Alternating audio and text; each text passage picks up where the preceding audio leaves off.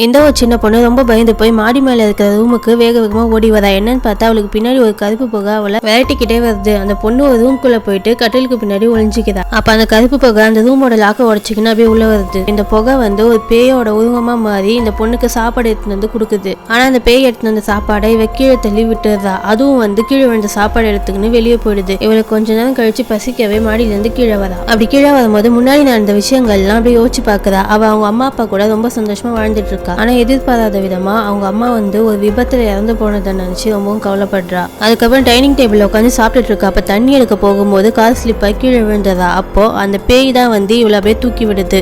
இப்பதான் நம்மளுக்கு ஒரு ட்விஸ்ட்டை வந்து ரிவீல் பண்றாங்க. இவ்வளவு நேரம் பேயா வந்தது வேற யாரும் கிடையாது, அவங்க சித்தி தான். அவங்க அம்மா இறந்த பிறகு அவங்க அப்பா செகண்ட் மேரேஜ் பண்ணிக்கிறாரு. ஆனா எல்லாரும் சித்தி வந்து உன்னை கொடுமைப்படுத்த போறாங்க அப்படின்னு சொல்லவே அவ வந்து அவங்க சித்தியை ஒரு பேயா நினைச்சு பார்த்துட்டு இருக்கா. ஆனா உண்மையிலேயே இந்த குழந்தைய அவங்க ரொம்பவும் அன்பாவும் அக்கறையாவும் தான் பார்த்துப்பாங்க.